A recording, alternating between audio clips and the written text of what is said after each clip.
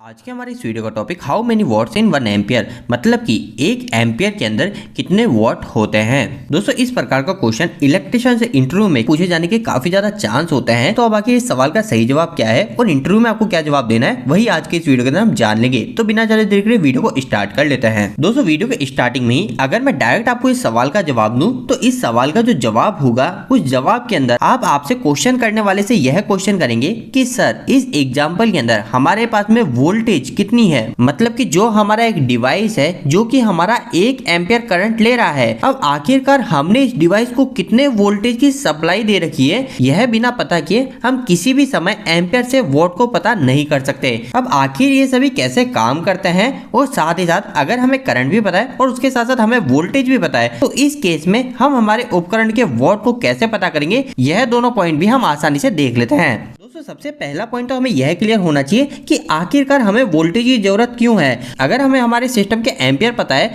तो हम डायरेक्ट उसके वॉट क्यों नहीं निकाल पा रहे, हमें वोल्टेज की आवश्यकता क्यों है। छोटे सवाल का जवाब एक सिंपल से उदाहरण से आप समझ सकते हो। उदाहरण के लिए मान लीजिए ये आपके पास में एक पानी की बाल्टी है और यह जो हमारी पानी की बाल्टी है इसके अंदर हमारा टोटल 20 लीटर पानी आ सकता है। अब इतनी जानकारी देने के बाद में कोई आपसे आके क्वेश्चन करता है कि हमारी जो इस बाल्टी है इस बाल्टी के अंदर एक पाइप की मदद से 1 लीटर पानी आ रहा है, तो अब आखिरकार यह बाल्टी हमारी फुल कितनी देर में भर जाएगी। तो दोस्तों इस सवाल के अंदर प्रॉब्लम क्या है, हम इस सवाल का आंसर निकाल सकते हैं या नहीं निकाल सकते। तो दोस्तों इसका जवाब हम नहीं निकाल सकते। क्यों नहीं निकाल सकते, क्योंकि हमको इस समय यह नहीं पता कि जो हमारा 1 लीटर पानी इस बाल्टी के अंदर आ रहा है इस पाइप की मदद से, ये आखिरकार 1 लीटर कितनी देर में आ रहा है। ये 1 लीटर हमारा 1 सेकंड के अंदर आ रहा है। अगर 1 सेकंड के अंदर आ रहा होगा 1 लीटर पानी तो हमारी जो बाल्टी है बाल्टी सिर्फ 20 सेकंड के अंदर भर जाएगी। अगर हमारा ये 1 लीटर पानी 1 मिनट के अंदर आ रहा है तो हमारी जो बाल्टी को भरने में समय लगेगा वो टोटल 20 मिनट लगेगा। तो सेम इसी तरीके से हमारे इलेक्ट्रिकल का सिस्टम भी वर्क करता है। उदाहरण के लिए मान लीजिए हमारे पास में एक ये मोटर है और इस मोटर में इलेक्ट्रिकल की सप्लाई देने के बाद में हमारा जो ये इलेक्ट्रिकल का वायर है इसमें से हमारा 1 एम्पियर करंट फ्लो होता है। अब हमारे पास में सवाल ये आ रहा है कि आखिरकार ये हमारी मोटर कितने वॉट की कहलाएगी। तो दोस्तों अब यह जो हमारे मोटर के वॉट डिपेंड करेंगे वह डिपेंड करेंगे कि आखिरकार जो 1 एम्पियर है यह 1 एम्पियर कितने प्रेशर से ये मोटर ले रही है, मतलब कि हमारी जो यह मोटर है यह मोटर हमारी कितने वोल्टेज पे कनेक्ट है यह भी हमें पता होना चाहिए। अब एक उदाहरण के लिए मान लेते हैं कि हमें इंटरव्यू लेने वाले बताते हैं कि हमारी जो ये मोटर है यह मोटर हमारी सिंगल फेज की सप्लाई पे चल रही है और जो हमने इसमें सिंगल फेज सप्लाई दे रखी है वो हमने इसमें 220 वोल्टेज दे रखे हैं। तो अब इस केस के अंदर हमारी ये मोटर कितने वोल्ट की कहलाएगी वो हम कैसे पता करें। तो दोस्तों आपको पता होना चाहिए कि जो वोल्ट निकालने का फॉर्मूला होता है वो काफी ज्यादा सिंपल होता है। वोल्ट निकालने का फॉर्मूला क्या होता है, तो वोल्ट निकालते हैं हम वोल्टेज इनटू करंट, मतलब कि आपको सिर्फ वोल्टेज और करंट क्या है इन दोनों को मल्टीप्लाई कर देंगे तो आपको आपका वोल्ट पता चल जाएगा।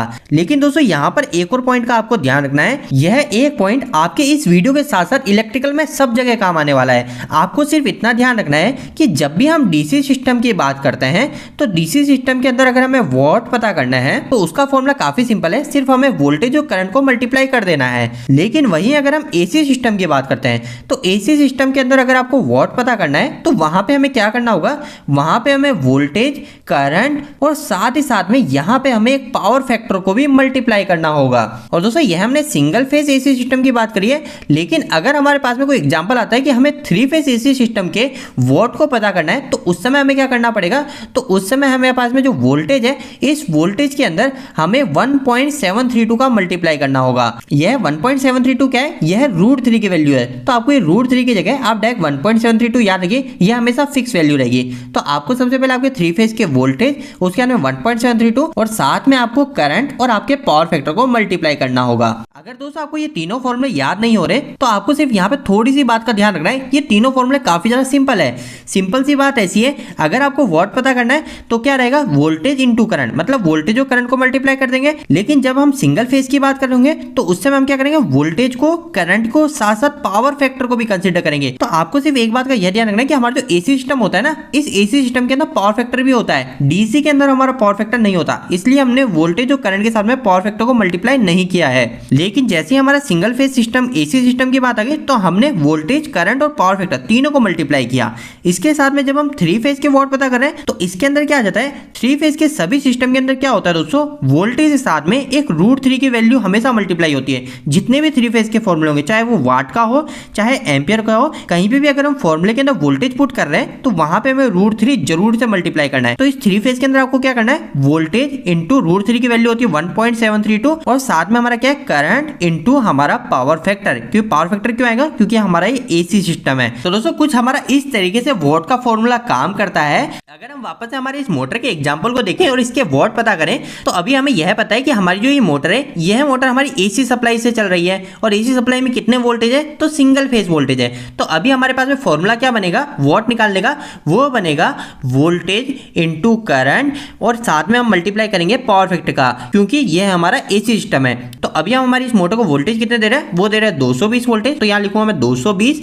आगे क्या है, करंट। तो करंट हमारी मोटर ले रही है 1 एम्पियर और साथ ही साथ पावर फैक्टर। तो पावर फैक्टर हमारी सभी मोटर का अलग अलग होता है, लेकिन अभी हम उदाहरण के लिए 0.8 मान लेते हैं। तो जैसे हम इन तीनों को मल्टीप्लाई करते हैं तो हमारे पास में आता है 176 वॉट। मतलब कि हमारी यह मोटर अगर 1 एम्पियर करंट ले रही है तो यह हमारी 176 वॉट की है। लेकिन दोस्तों यहाँ पर इसे अच्छे से समझने के लिए एक और उदाहरण ले लीजिए कि अगर यही मोटर हमारी डीसी सप्लाई से चल रही होती है, अगर हम इसे 220 वोल्टेज ही देते और ये हमारी मोटर 1 एम्पियर ही लेती, लेकिन ये हमारी सिंगल फेज की बजाय हमारी डीसी सप्लाई होती, तो उस समय क्या होता, उस समय हमारी इस मोटर के वॉट कितने होते। तो ये भी काफी ज्यादा सिंपल है। डीसी के अगर हमें वॉट पता करना है तो क्या है, वोल्टेज इंटू करंट, सिर्फ इन दोनों को मल्टीप्लाई करना है। तो वोल्टेज है हमारे पास में 220 वोल्टेज और करंट हमारी मोटर ले रही है 1 एम्पियर करंट। तो 220 इंटू 1 करूंगा तो यहाँ पे मेरे पास में आ जाएंगे 220 वॉट। तो अब इन दोनों के बीच में आप डायरेक्ट अंतर देख सकते हो। दोनों ही केस में हमारी मोटर 1 एम्पियर ही करंट ले रही है और हम वोल्टेज भी दोनों केस में 220 ही दे रहे हैं, लेकिन सिंगल फेज में पावर फैक्टर मल्टीप्लाई होने के कारण हमारे मोटर के जो वॉट है वो वाट 176 आ गए, जबकि हमारे डीसी सिस्टम के अंदर पावर फैक्टर नहीं होता है। तो इसकी वजह से हमारे मोटर के वॉट 220 वॉट आते हैं। तो दोस्तों उम्मीद है आपको इस वीडियो के माध्यम से इस सवाल का जवाब पूरी तरीके से क्लियर हो गया होगा। आपको यह वीडियो कैसा लगा, इस वीडियो को लाइक करके जरूर बताएं। अगर आपका कोई भी सवाल इस वीडियो के प्रति या फिर इलेक्ट्रिकल, आप मुझे नीचे कमेंट बॉक्स में कमेंट करके पूछ सकते हैं। इलेक्ट्रिकल वीडियो आप पसंद करते हैं, आज हमारे चैनल को सब्सक्राइब कर लीजिए। आज के लिए इतना ही, धन्यवाद।